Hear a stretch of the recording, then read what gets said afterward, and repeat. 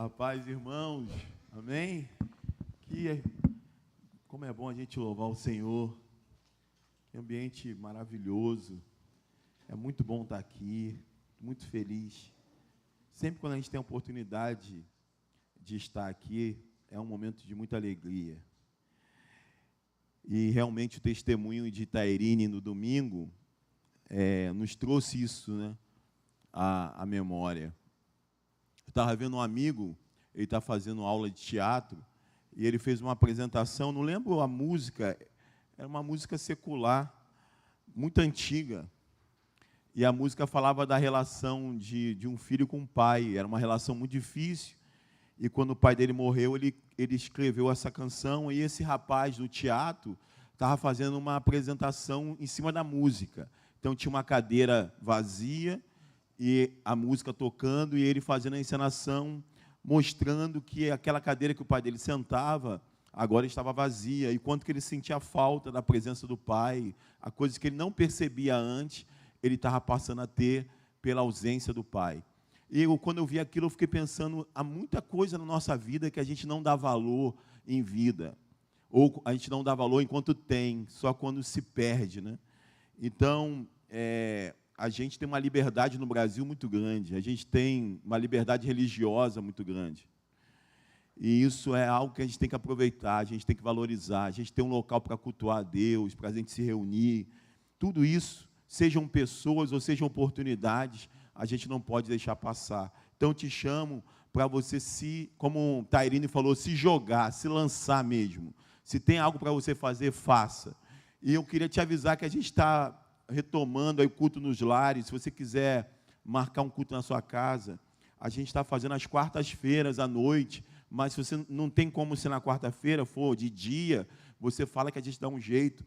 Então, se você também quer se envolver com isso, vem para perto, vamos estar nas casas, é uma oportunidade de você estar pregando, de você estar louvando, de você estar exercendo o seu chamado, e a partir dali muita gente descobre o seu dom, desses encontros, né?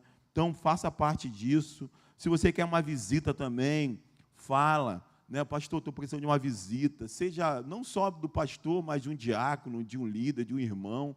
Nós estamos aí, já acabou a Covid, graças a Deus, e a gente está podendo retomar tudo isso. Amém? Foi ontem aniversário de Claudinha? Foi ontem aniversário de Claudinha, que Deus te abençoe.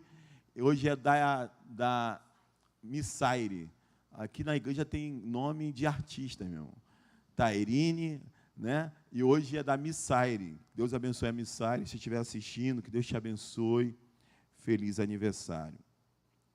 Meus irmãos, abre sua Bíblia lá no Evangelho de João, capítulo 16, versículo 33.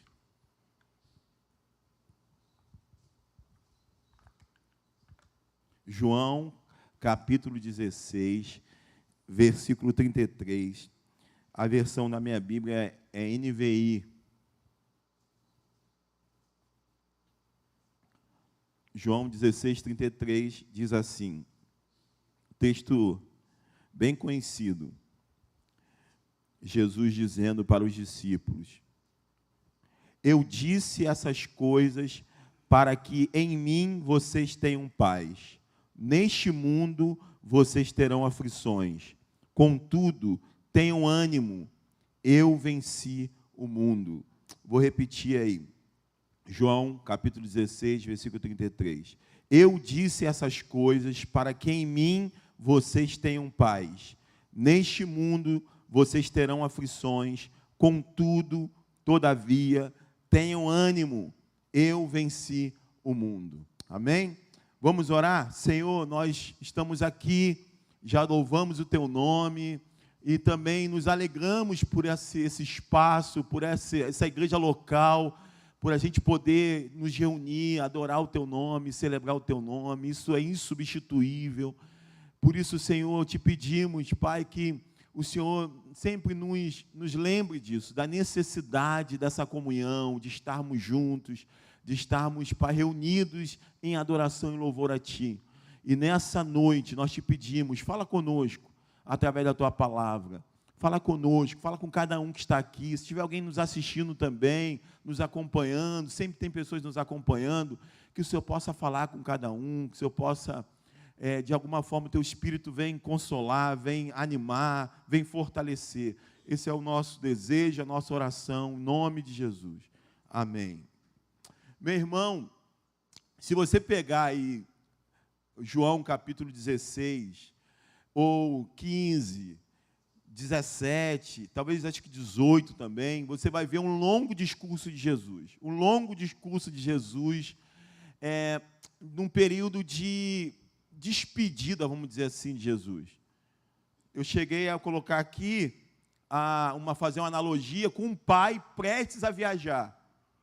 Um pai prestes a viajar, e ele, antes de viajar, fazendo recomendações. Eu vivi muito isso com meu pai, porque meu pai viajou muito.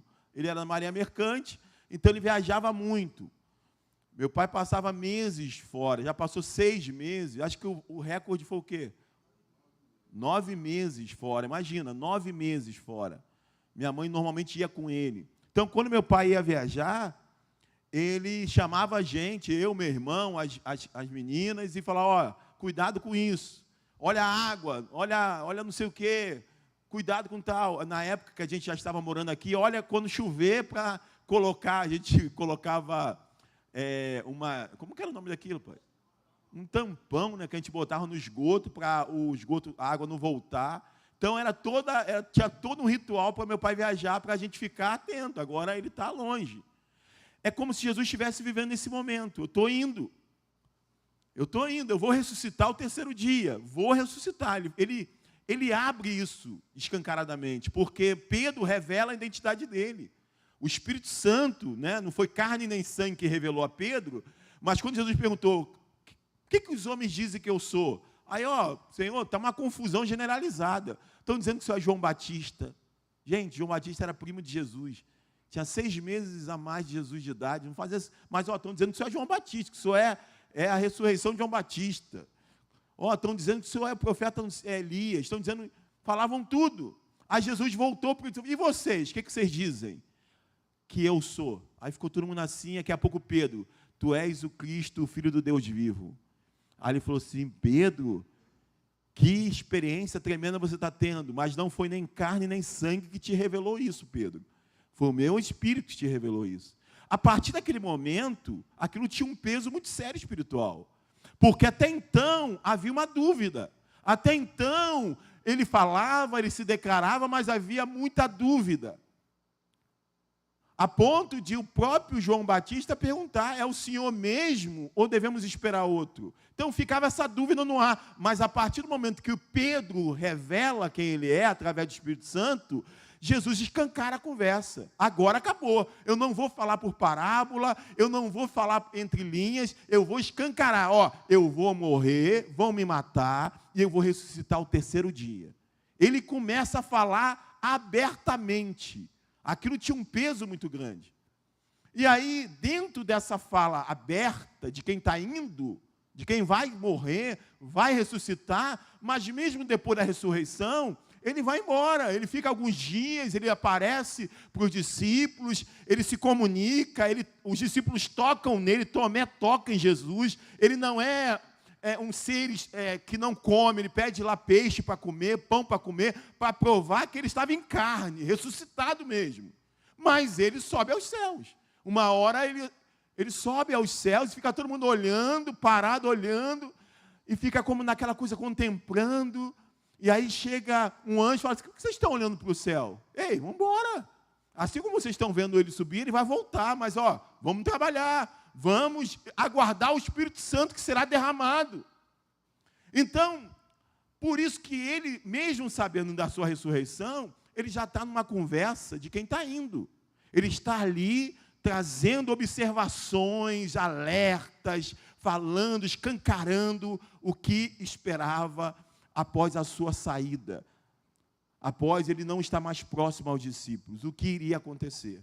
Então, é dentro desse cenário que a gente está aqui em João capítulo 16, versículo 33. Ele faz um longo discurso, demonstrando preocupação com a sua ausência. corpórea, né? Eu vou estar ausente por 3 dias. E depois, mesmo voltando, eu vou subir aos céus. E isso traz uma preocupação para o próprio Cristo. Como que os discípulos ficariam, né? Então, ele vai dizer que também é importante que ele vá, porque se ele não for, o Espírito não é enviado. Então, eu vou e é importante que eu vá, porque eu derramarei o meu Espírito. O Espírito Santo será derramado. Então, isso é bom. Ele vai dizer no versículo 7 do capítulo 16, mas eu afirmo que é para o bem de vocês que eu vou. Se eu não for, o conselheiro ou o consolador não virá para vocês. Mas se eu for, eu enviarei. Ou seja, você não vai ficar órfão, você não vai ficar perdido, o Espírito Santo será derramado. Ele estará com vocês. Versículo 16 do capítulo 16 diz, mais um pouco e já não me verão. Um pouco mais e me verão de novo, porque ele vai ressuscitar. Mas vai haver uma ausência. Então, ele vai trazendo para os discípulos toda essa, o que espera o que espera na ausência dele, ou mesmo depois da sua ressurreição, o que espera para os discípulos. No capítulo 17, ele fala com o pai sobre isso. Pai, eu estou indo, cuida dos meus, dos nossos, né? Cuida deles e tal. Depois ele ora pelos discípulos, ele fica tão preocupado que ele vai orar pelos seus filhos. Senhor, guarda-os, guarda-os. O mundo os odeia, eles não são daqui. Vai vir muitos lobos querendo devorá-los, guarda-os. Jesus ora pelos seus discípulos. Depois ele vai orar por todos os crentes, tanto aqueles que estavam ali como aqueles que viriam depois. Ele estava orando pela gente. Olha que coisa tremenda, Jesus orou por você. Ele falou, Senhor, protege esses discípulos e também aqueles que virão, aqueles que vão crer, aqueles que virão, que se achegarão. Protege-os. Olha que coisa maravilhosa. Lá no capítulo 18, Jesus é preso. Então, é dentro desse contexto de despedida que Jesus está falando aqui.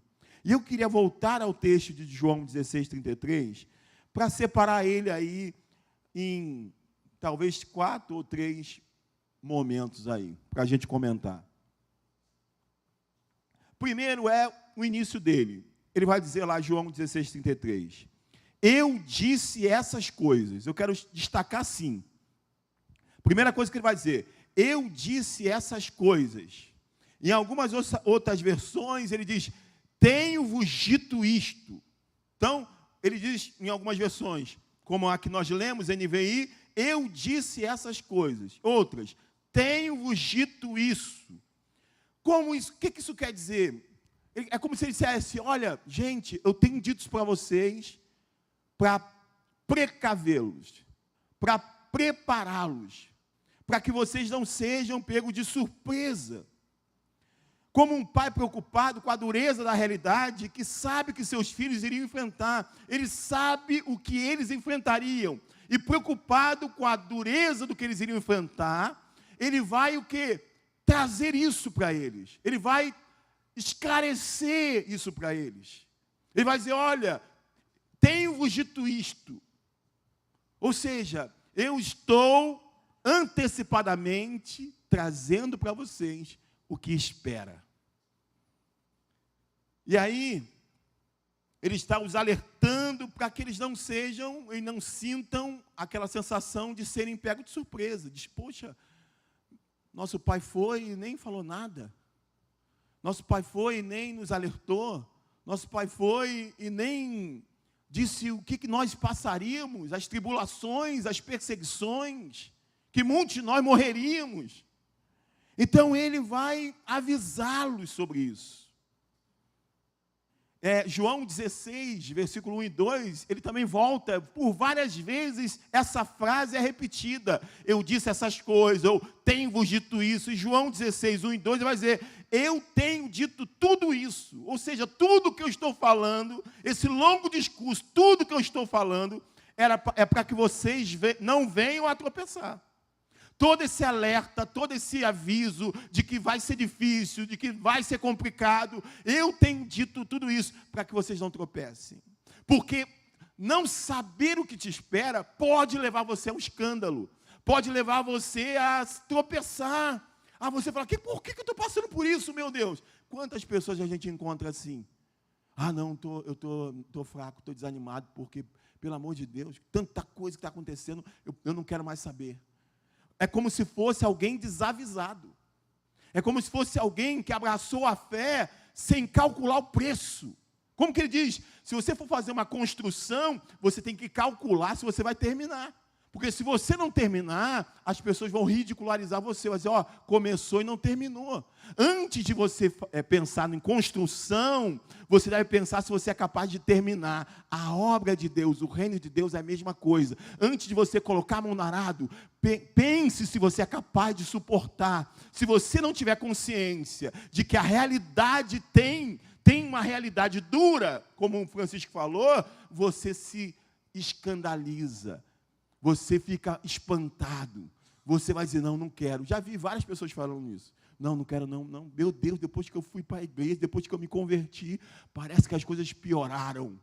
São pessoas que são desavisadas. Jesus os antecipou, dizendo, olha, João 16, 1 e 2, eu tenho dito tudo isso para que vocês não venham a tropeçar. Aí ele vai dizer, vocês serão expulsos das sinagogas. De fato, virá o tempo quando quem os matar pensará que está prestando culto a Deus. Olha só o alerta que ele dá. E a gente viu Paulo fazer isso. Paulo perseguia a igreja pensando que estava fazendo algo bom para Deus.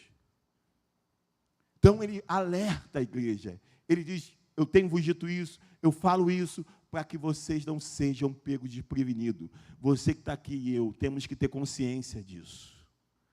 Nós temos que ter consciência de que tudo que ele nos falou. Eu estava colocando aqui, o Senhor não nos escondeu nada. E eu coloquei aqui, não é como um amigo que chama para um churrasco, e quando você chega lá é para bater uma laje. Né? É diferente, alguém chega assim, vem para o churrasco. Aí você vai, chega lá, tem até churrasco, mas antes tem uma laje para bater. O cara, se eu falasse, você não vinha. Jesus não fala isso. Ele não fez isso. Ele falou, vou avisar vocês, vai ser duro. Tem uma laje para bater. Vai ter até uma comida no final. Mas talvez você nem consiga comer lá, de tão cansado que você vai estar. Talvez você prefira dormir do que comer. Sabe, ele alerta.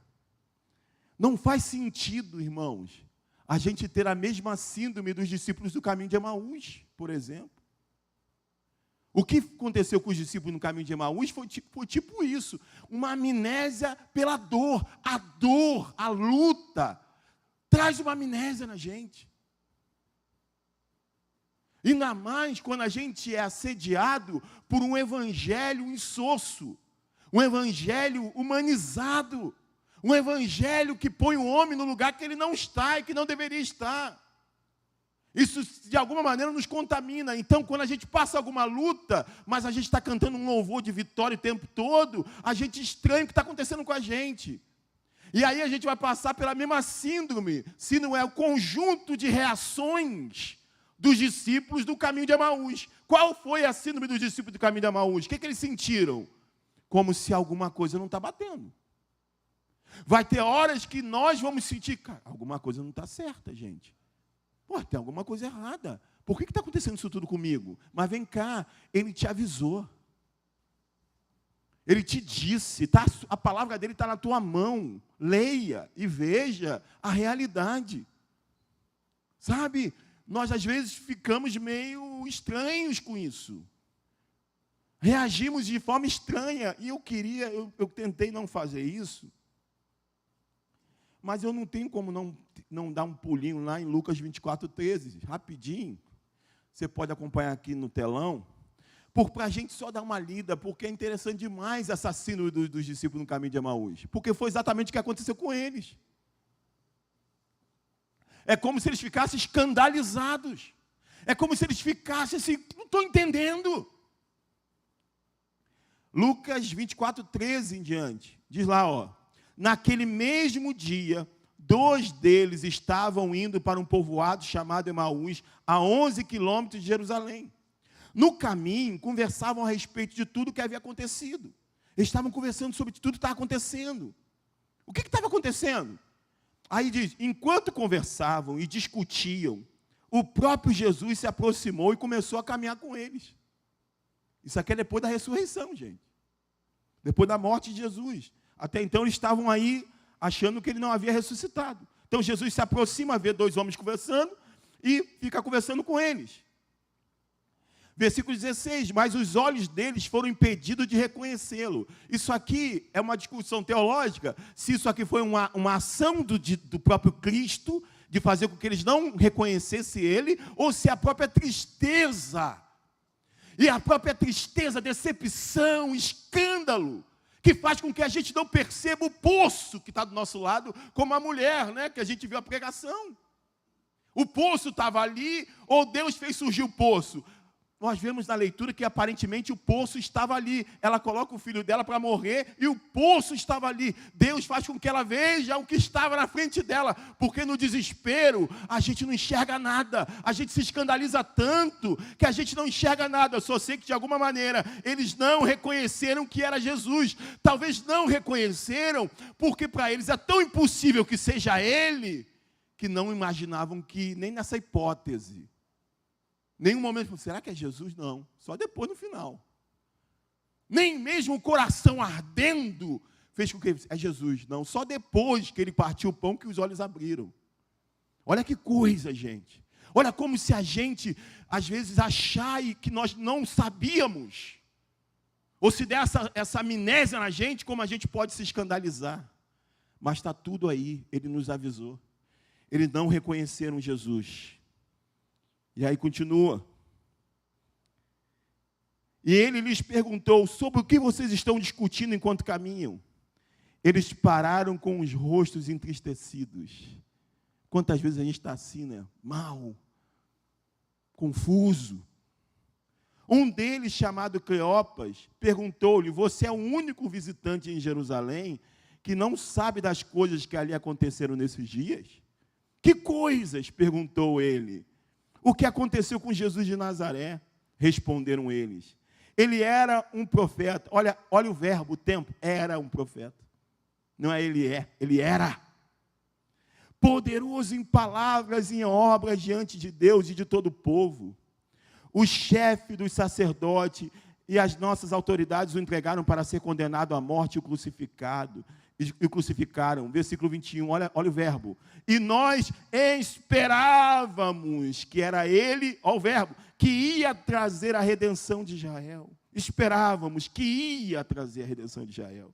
E hoje é o terceiro dia desde que tudo isso aconteceu. Gente, qual dia era? Terceiro dia. Não era o quinto dia, não era o quarto dia, era o terceiro dia. A promessa era o terceiro dia. Mas a nossa amnésia faz isso. Deus já provou que está com você, Anderson. Deus já provou que está com você, Pedro. Deus já provou que está com você, Claudinha. Mas pode ser que na luta da vida a gente comece a achar que não. E começamos a achar que o terceiro dia não é terceiro, é quarto, quando ainda está dentro da promessa. Por quê? Porque esse desespero leva a gente a duvidar mesmo das coisas que a gente tem certeza de que ele agiu no passado e ele age no futuro e no presente. Hoje já é o terceiro dia. Hoje já é o terceiro dia, desde que tudo isso aconteceu. Algumas mulheres entre nós nos deram um susto. Foi um susto, não foi uma evidência. Foi um susto, não foi evidência. Foi um susto, elas deram um susto na gente. Foram de manhã bem cedo ao sepulcro e não acharam o corpo dele. Será que é uma coincidência? Olha o que o medo faz, olha o que a luta faz, olha o que faz, meu irmão. Tudo, as evidências, tudo ali. Eu estou na tua vida, eu estou na tua família, eu estou cuidando, eu estou no controle, eu sou Deus, eu que te tirei de lá de trás, eu que salvei a sua família, eu estou cuidando, mesmo que tudo pareça o contrário, eu estou no controle, mas a gente interpreta tudo ao contrário. Elas nos deram um susto, foram lá, o corpo dele não estava lá. Voltaram e nos contaram ter tido uma visão de anjos, que disseram que ele está vivo. Alguns dos nossos companheiros foram ao sepulcro e encontraram tudo exatamente como as mulheres tinham dito. Mas ninguém viu nada. Ninguém viu. Olha só como a gente fica incrédulo.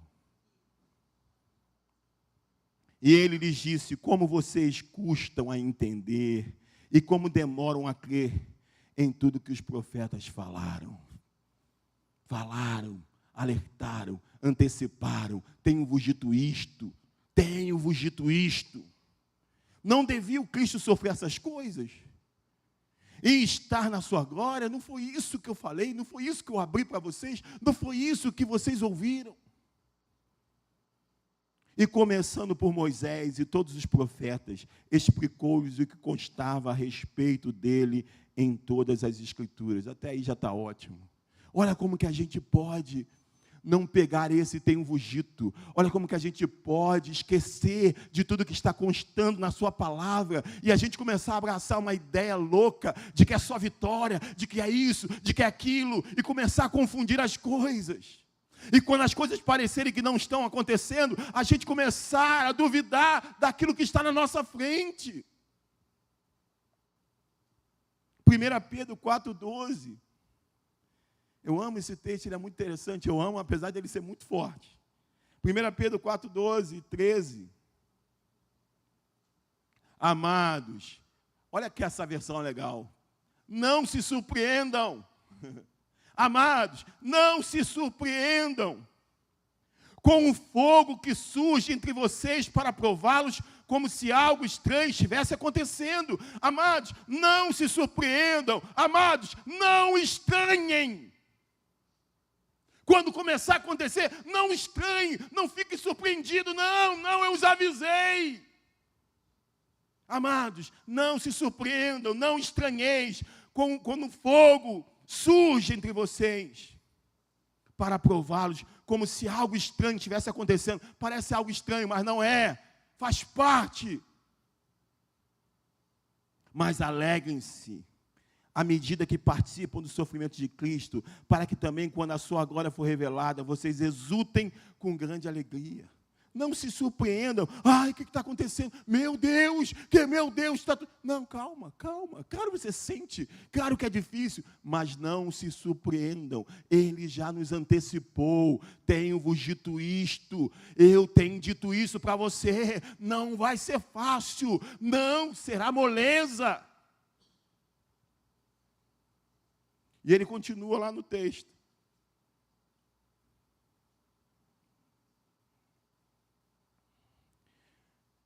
Voltando ao texto principal. Eu disse essas coisas. Para que em mim vocês tenham paz.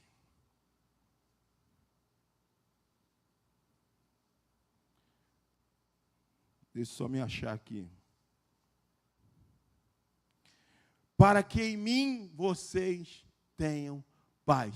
Eu tenho antecipado o que vai acontecer, a dureza da vida, a dureza daquele que serve a mim. Eu tenho antecipado, eu tenho dito.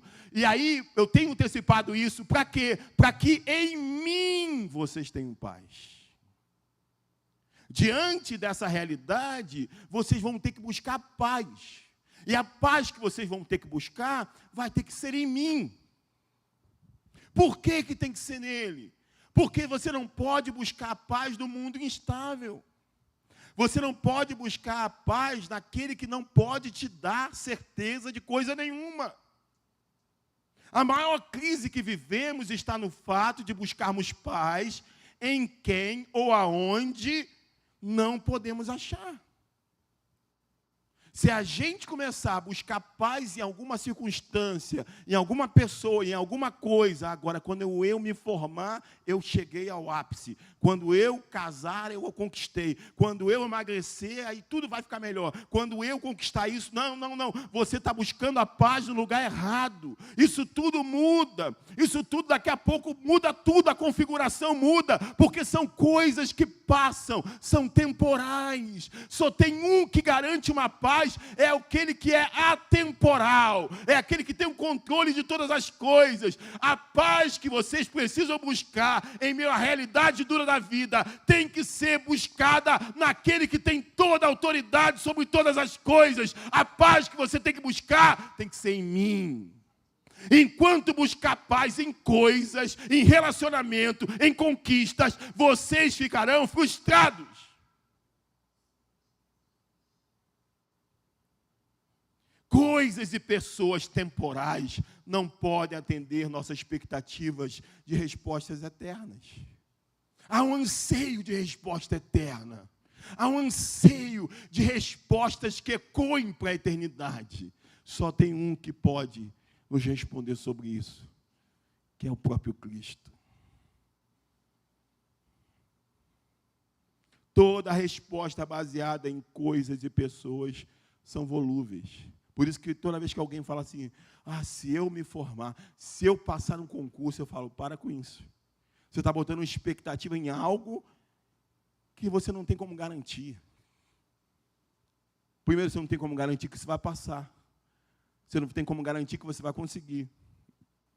Você não tem como garantir se você passar e conseguir, se isso vai durar. Se você vai estar vivo. Você não tem como garantir nada. Tudo isso é importante, mas não pode ser colocado uma expectativa toda nisso. Isso tem que fazer parte da sua vida no dia a dia, de uma busca. E se não acontecer, o que tinha que acontecer já aconteceu. Então, nós temos que tomar cuidado. Foi isso lá em João 6:68, que fez com que Pedro resistisse firme o episódio de uma evasão coletiva. E a gente é muito influenciado pelas pessoas. A gente não resiste uma multidão inteira reagindo a alguma coisa, de uma forma, e a gente se manter firme na nossa posição. Normalmente, quando uma multidão inteira toma uma atitude, nós vamos com a multidão. Porque isso é muito do ser humano. E aconteceu exatamente esse episódio onde uma multidão inteira virou as costas para o Senhor.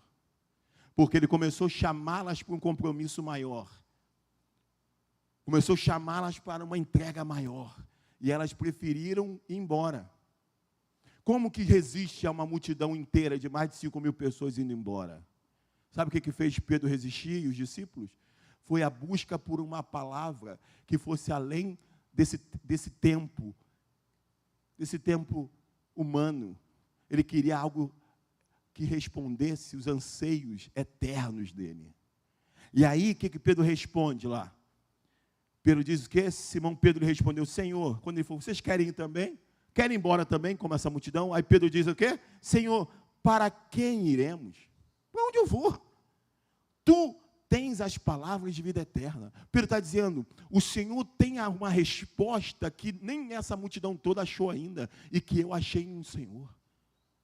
O Senhor tem, sabe, ido no lugar dos meus anseios mais profundos. Essa sensação de que nada vale a pena. Essa sensação que trabalhar é em vão. Que uma hora, no dia alguém, fulano infartou. Acabou, infartou. Aí vai dar aquela sensação, gente, como que é a vida? Qual a garantia que nós temos? Isso aí gera em nós um anseio por uma resposta além, que o Leandro Carnal, com toda a sua beleza nas palavras, não consegue me responder. Sabe que um professor que eu gosto, que é gente boa, não consegue me responder. E aí o Senhor vem com uma palavra que Pedro faz com que Pedro não se impressione, com todo mundo indo embora. Ele fala, Senhor, para onde eu vou? Se só o Senhor tem palavras de vida eterna. A paz que o mundo dá é momentânea e instável. Uma vez que depende totalmente de outras pessoas e coisas terrenas. Ele veio com a paz de Deus, uma paz sobre todas as circunstâncias. É uma paz de uma qualidade totalmente diferente. Uma paz inabalável, estável, não ligada às pessoas, a este mundo. Essa paz que ele oferece é uma paz singular. A paz que o mundo traz, ela é momentânea. onde você está desfrutando dela e daqui a pouco um telefonema arruina ela. Eu lembro uma vez de estar num ambiente maravilhoso, uma festa, se eu não me engano era 1 ou 2 anos de Milena, acho que 1 ano ou 2 anos de Milena, uma festa, a gente ali curtindo, todo bobo com minha filha, daqui a pouco um telefonema arruinou a festa inteira. Ó, seu tio teve um infarto, corre para lá, morreu, vamos lá, acabou. Daqui a pouco já não era mais grito de criança brincando, era grito de adulto chorando, copiosamente. O mundo é assim. Ninguém pode te bater no teu ombro, ó, deixa que eu garanto, fica tranquilo, ó, vai ser tranquilo. Ninguém tem o poder de causar tranquilidade, porque no mesmo tempo que a tua mãe te protege e está ali, ela também é vulnerável ao tempo, à saúde, a uma série de coisas dessa terra. E isso gera uma angústia na gente. Só que só tem um jeito, só tem um que pode chegar, e eu amo quando ele chega e diz, como diz lá, ó, quando ele diz aqui, João 14, 27. Quando Jesus chega, sempre ele chega assim. Sempre Jesus chega assim, tá? Sempre ele chega assim. Toda experiência que você tiver com ele, ele vai chegar falando isso. O que ele chega dizendo? Lá, ele vai dizer assim, ó, deixo a paz a vocês. A minha paz dou a vocês. Não a dou como o mundo a dá. Não dou como o mundo a dá, uma paz instável, que depende de várias circunstâncias. Não dou como o mundo a dá. Não se perturbe o seu coração, nem tenha medo. Toda vez que ele chega, ele diz, ei, minha paz seja com vocês.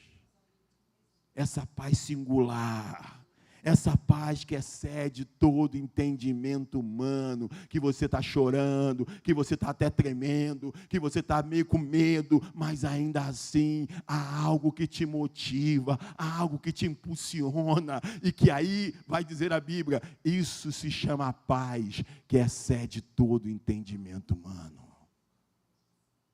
É aquilo que fala na canção do Tales, como conseguiram, como estão de pé, como conseguiu, como está de pé, como explicar isso? É a paz que excede todo entendimento humano. E ele continua lá no texto principal.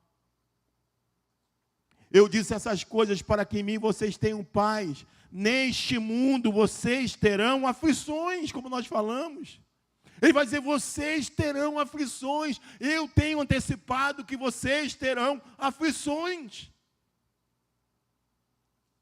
Eu tenho mas muita dificuldade, eu acredito que talvez muitos aqui tenham, de ouvir pessoas que falam como se fosse fácil.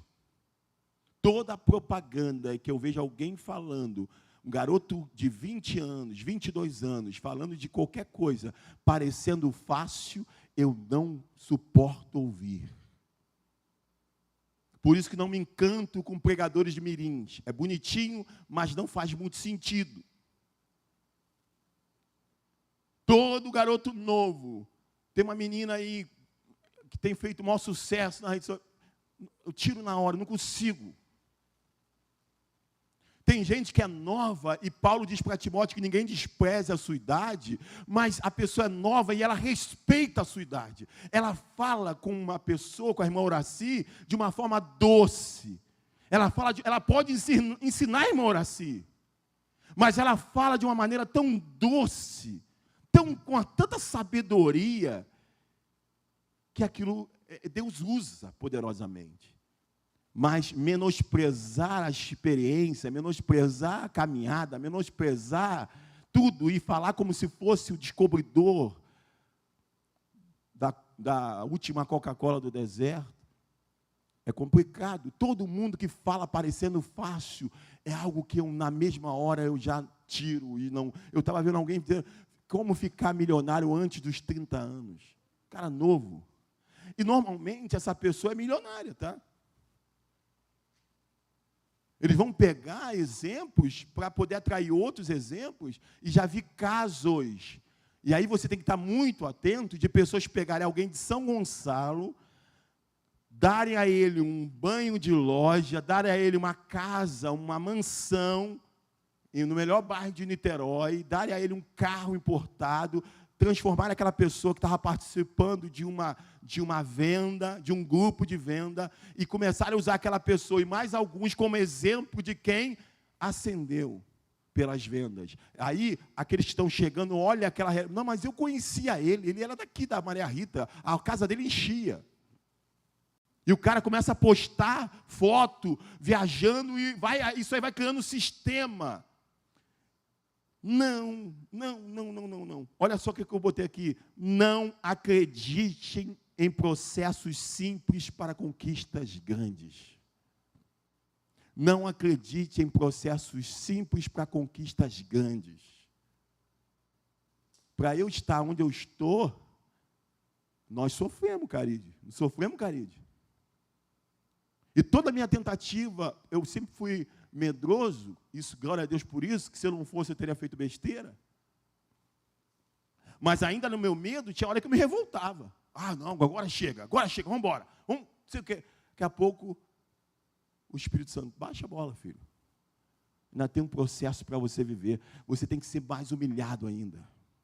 Uma vez eu fui trabalhar num prédio, estava desempregado, aí alguém arrumou a Márcia arrumou um serviço num prédio, lá no Rio, no centro do Rio. Eu fui trabalhar lá de porteiro. Gente, fiquei lá há pouco tempo, mas eu nunca fui tão humilhado.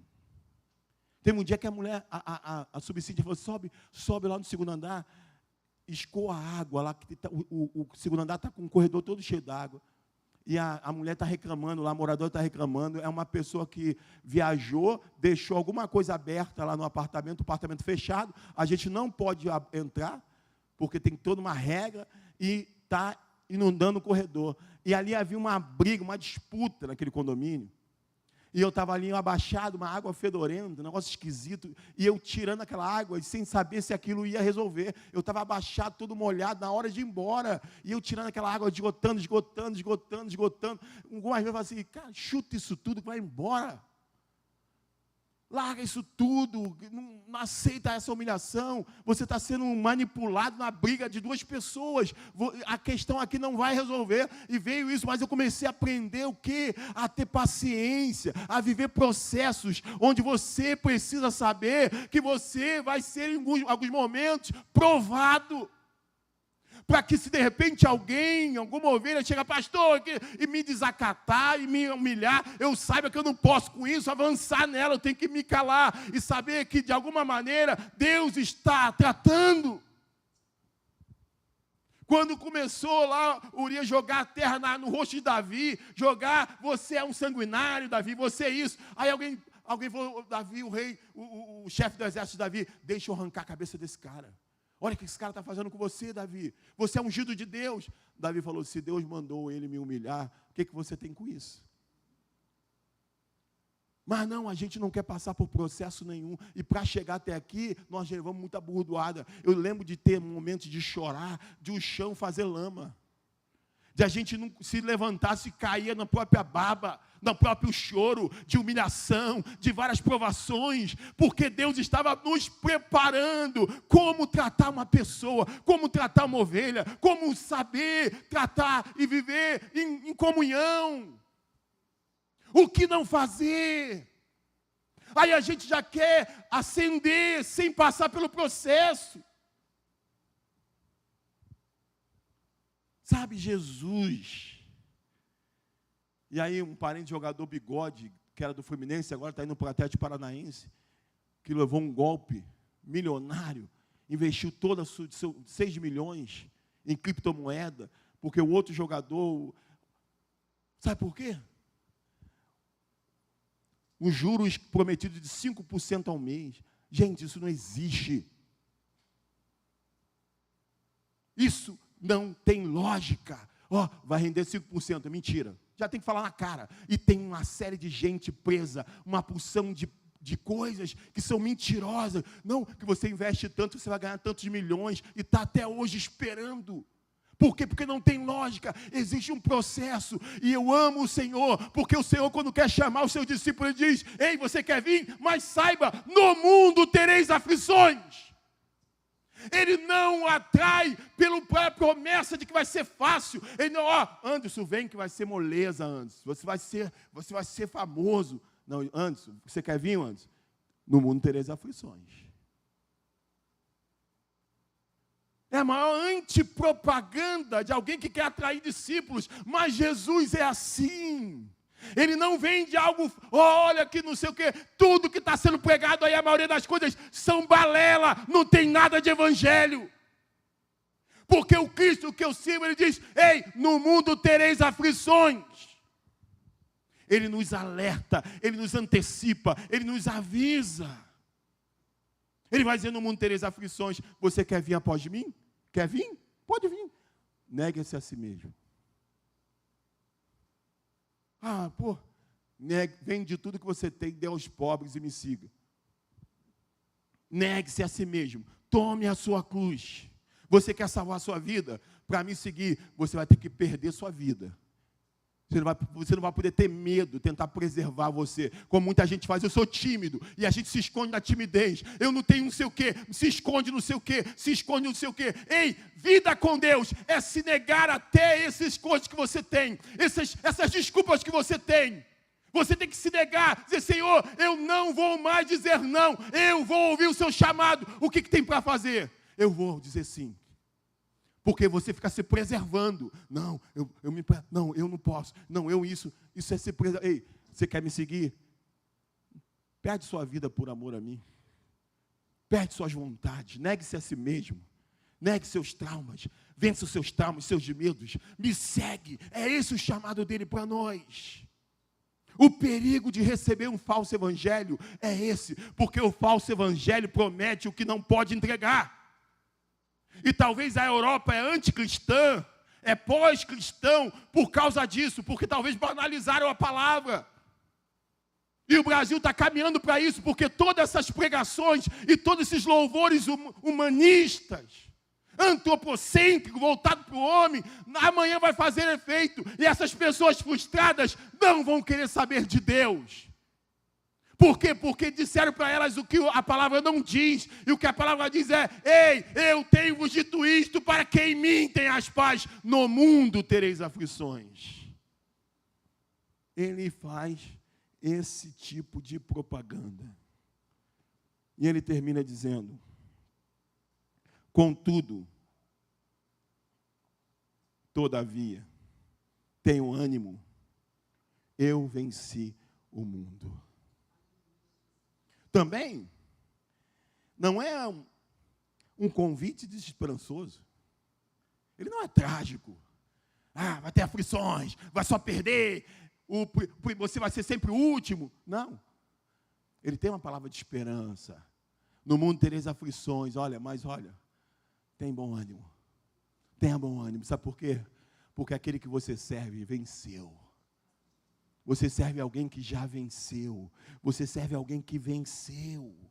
Jesus é realista, mas não é trágico. E sim, o seu convite é carregado de esperança.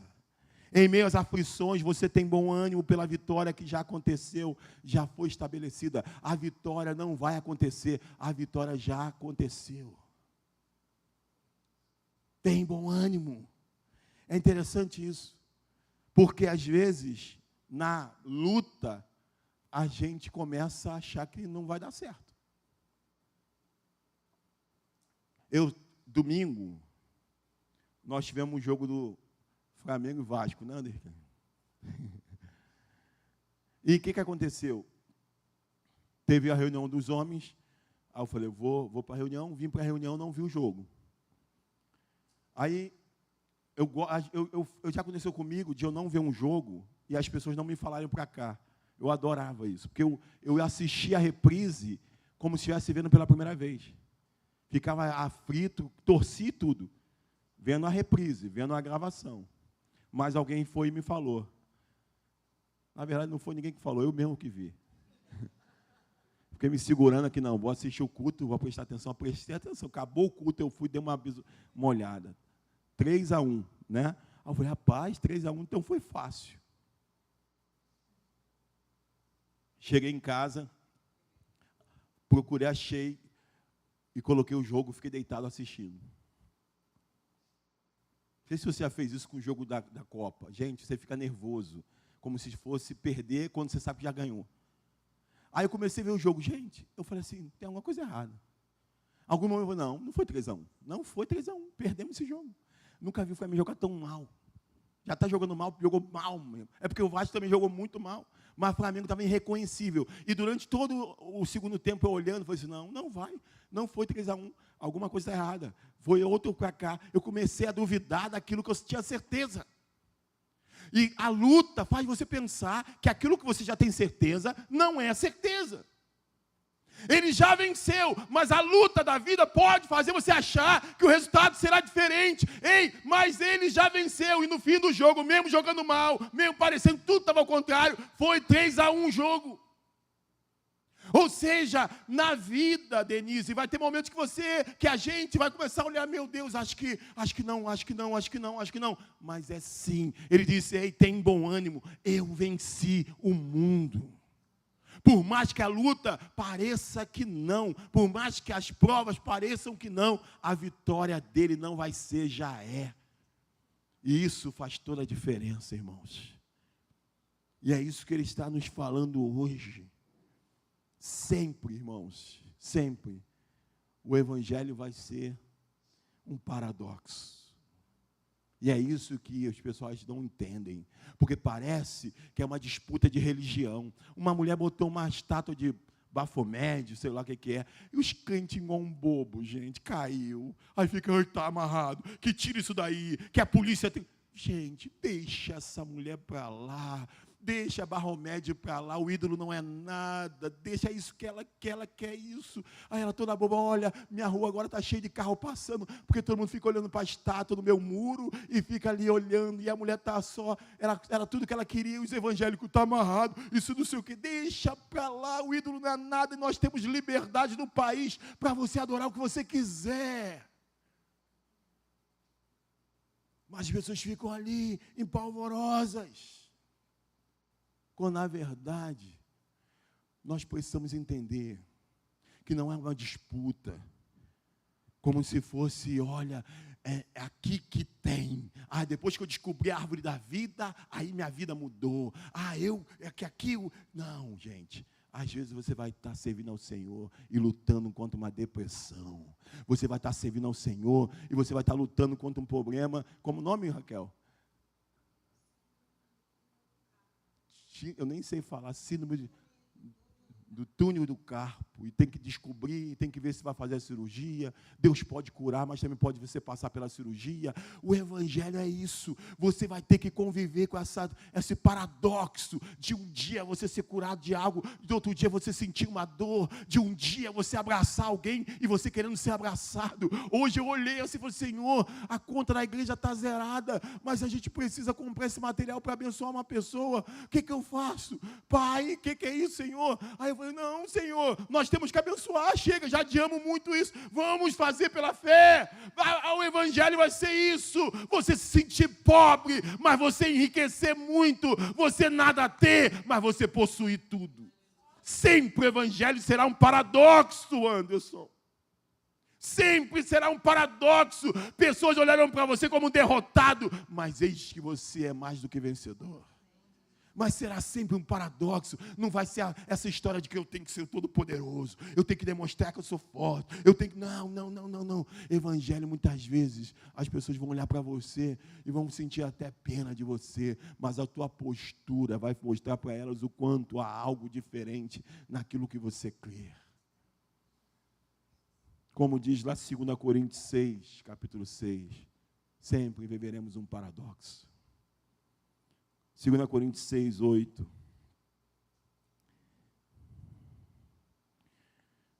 Por honra e por desonra. Por difamação e por boa fama. Esse por difamação me lembrou um profeta. Eliseu que chegou para Acabe. Aí Acabe falou, olha o transtornador de Israel. Às vezes você vai ser tido pela tua família como aquele que perturba, quando você está querendo ajudar. Aí Acabe falou, você que tem sido transtornador de Israel. Quando os discípulos, poxa, vocês estão transtornando o mundo. essa seita dos nazarenos. Por honra, por desonra, por difamação e por boa fama. Tidos por enganadores, vocês são enganadores. Vocês são uma seita, vocês querem ganhar dinheiro sendo verdadeiros.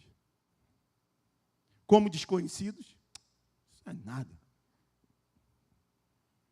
Apesar de ser bem conhecido, ele sabe teu nome, ele sabe onde você mora, ele te criou, mas para muitos, um desconhecido.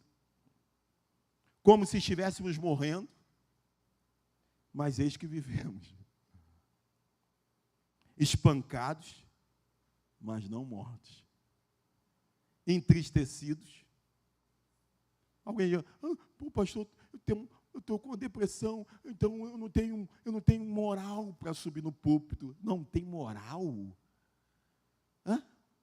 Cuidado com o que você ouve, cuidado com essas pregações aí que estão distorcendo a sua visão do Evangelho, tá? Paulo, quando estás fraco, aí que estás forte. Porque quando você está fraco, você já baixou tua guarda da tua força e da tua própria capacidade, e você depositou toda ela em mim.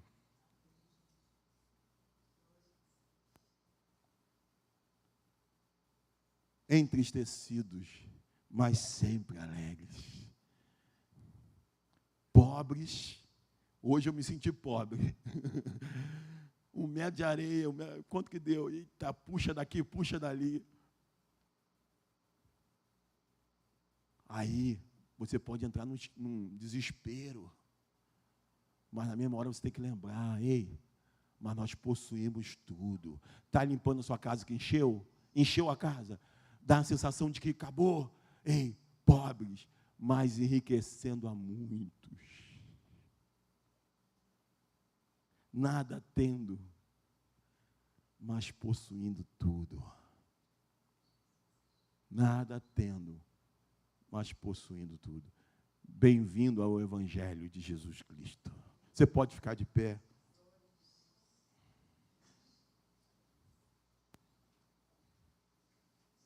Um pastor hoje postou algo.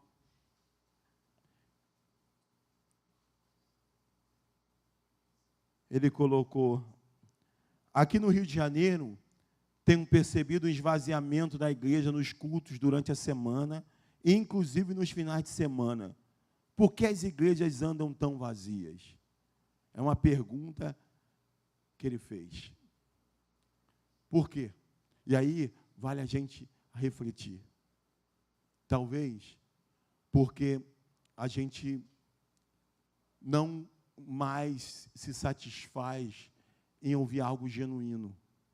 As pessoas estão tendo, como Paulo disse a Timóteo, comichão, coceira nos ouvidos, e buscam mestres que falem coisas agradáveis. Como encontrei um rapaz dizendo, não, minha esposa, ela tem vindo aqui porque ela ama pastor fulano de tal, porque ele tem tantos livros, porque ele é coach, e porque ela ama as palestras dele. Como ele vem aqui para Niterói, nessa igreja, ela vai só lá esperando o dia que ele vai. Ela vai todo domingo esperando.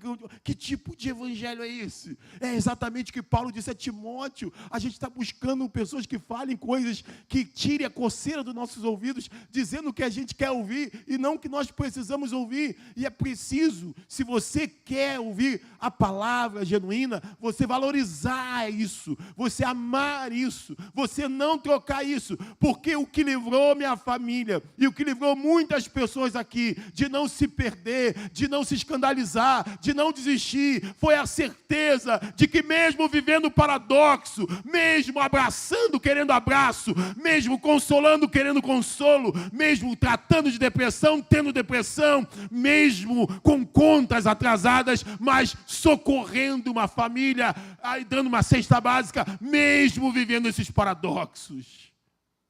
Você sabe que Ele já venceu, você sabe que o teu Redentor vive, você sabe que Ele não te abandonou, você sabe que você não é órfão, você entendeu, mas se você receber esse evangelho deturpado, na hora que o bicho pega, você se escandaliza, e você vai fazer como aqueles, não, Beber do teu sangue? Não. Beber da tua carne? Eu quero pão mesmo, eu quero pão. Eu quero pão de verdade, eu quero peixe. Tem peixe? Tem pão? Não tem, eu vou embora. Então, hoje o Senhor está nos chamando para esse evangelho. Eu tenho muito orgulho de lutar por isso e ver você querer isso. Então, você feche seus olhos um pouquinho para a gente orar. Que a gente não desista dessa palavra. Que a gente não desista. Sabe, Deus tem me levado a querer enxugar ao máximo nossas despesas. Pelos tempos que virão, eu tenho consciência disso. E eu vou dizer para você, pelos anos de caminhada, eu sei encher uma igreja, tá? Eu sei o que enche igreja. A experiência que nós passamos, Caride. Caride viveu muita coisa comigo. Acho que foi um domingo depois da escola bíblica. Pastor Humberto, posso falar o nome? É conhecido. Essa experiência todo mundo já sabe.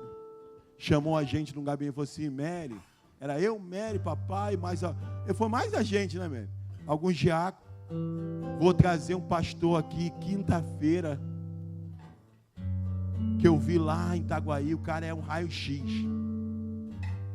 O cara revela tudo. Para mim, na mesma hora, para a gente, já o alerta tocando, o Espírito Santo, cuidado, cuidado, cuidado, golpe, golpe, golpe. Mas não teve jeito, a gente falou, pastor, a gente não quer revelação. Nossa revelação é a palavra. Pastor, quando o Senhor abre a Bíblia, o teu conhecimento da Bíblia, nosso coração arde pela palavra. Não, mas não tem nada a ver, que o culto de quinta-feira está muito morto, que vai ser bom, e que já acertei tudo, e já está tudo certo, eu só estou comunicando, mas já está tudo certo. Gente, era domingo, ele não anunciou no culto, não deu tempo. Na quinta-feira, a calçada da igreja não tinha lugar para estacionar carro. A igreja estava lotada. Você estava já lá, Amanda, nessa época? Não? A igreja lotada, lotada, lotada. A gente ainda tendo que fazer o louvor, né, cara? A gente tendo que fazer o louvor. Daqui a pouco entra um baixinho assim. O pastor começou. Aí começou. Os demônios se submetem mesmo. Pessoas se contorcem, porque o diabo fica, opa, beleza. Eu serei o centro desse culto.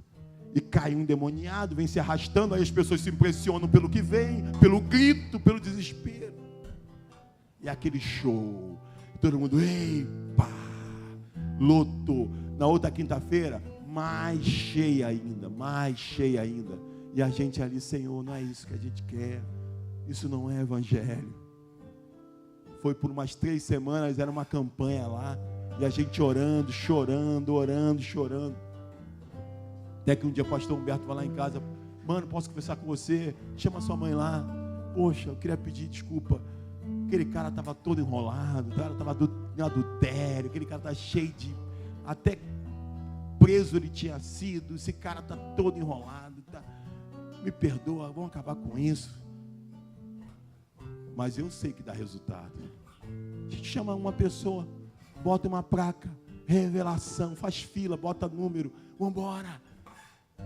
Campanha, revelação, e não sei o quê, e começa a rodopiar, e vamos, e lá, isso enche. Chama cantores, chama não sei o quê, isso enche. Enche de vazio. Você é capaz de continuar querendo o Senhor, sabendo que Ele te diz que no mundo tereis aflições. Você é capaz de continuar servindo ao Senhor quando Ele te diz, negue-se a si mesmo. Você é capaz de continuar servindo ao Senhor quando Ele te diz, tome a sua cruz todos os dias. Você é capaz de servir ao Senhor com todas essas paradoxos da sua vida. Então você conheceu o genuíno Evangelho. Feche seus olhos um pouquinho.